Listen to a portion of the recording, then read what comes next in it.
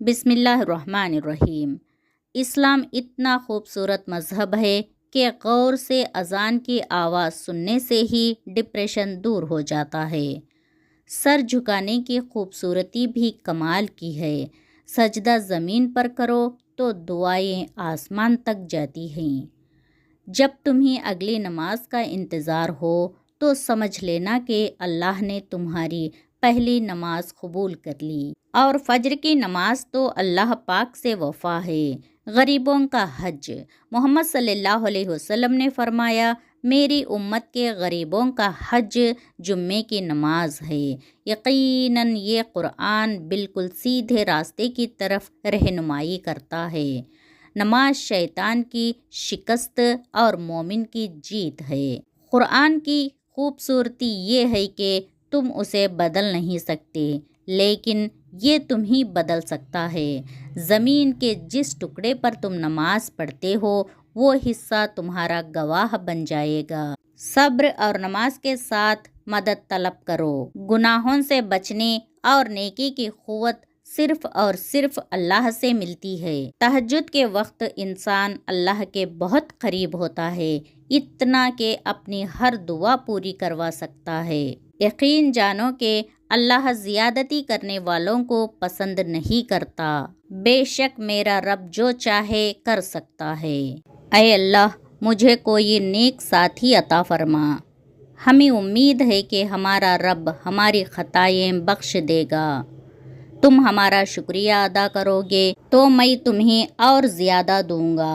اللہ بالکل پسند نہیں کرتا ان لوگوں کو جو شیخی خورے اور اکڑنے والے ہو۔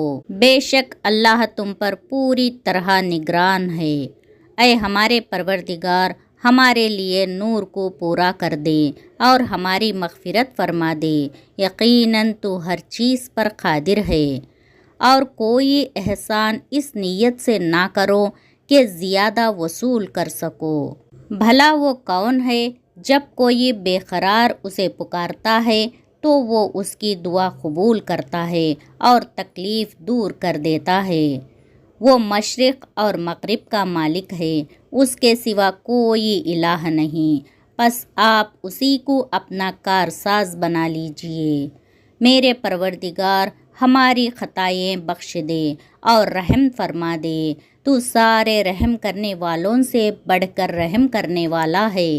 اے میرے رب، ہمارے لیے ہر قدم پر کامیابی اور آسانیاں عطا فرما۔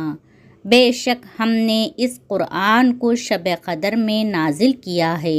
تم اپنی پاکیزگی نہ جتاؤ، وہ پرہیزگاروں کو خوب جانتا ہے۔ اور جو مصیبت تجھ پر آ جائے اس پر صبر کر، یقیناً یہ بڑی ہمت کے کام ہیں۔ جن گھروں میں اللہ کا ذکر ہوتا ہے وہاں سکون، محبت اور برکت نظر آتی ہے۔ تم جتنا قرآن آسانی سے پڑھ سکو پڑھ لیا کرو، اور جب میں بیمار ہوتا ہوں تو وہی مجھے شفا دیتا ہے۔ مومنوں کا ولی اور سہارا اللہ ہی ہے۔ حضرت ابراہیم علیہ السلام کی دعا۔ اے میرے رب، مجھے نماز قائم کرنے والا بنا اور میری اولاد کو بھی۔ اے ہمارے رب، اور تو میری دعا قبول فرما۔ اے میرے رب، مجھے اور میرے والدین کو، سب ایمان والوں کو اس دن بخش دینا جس دن حساب قائم ہوگا۔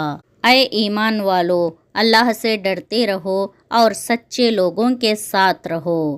اور مجھے کیا ہے کہ میں عبادت نہ کروں اس ذات کی جس نے مجھے پیدا کیا ہے، اور اسی کی طرف تم سب لوٹا دیے جاؤ گے۔ اے ہمارے پروردگار، ہم کو اپنی رحمت خاص سے نواز اور ہمارا معاملہ درست کر دے۔ آمین۔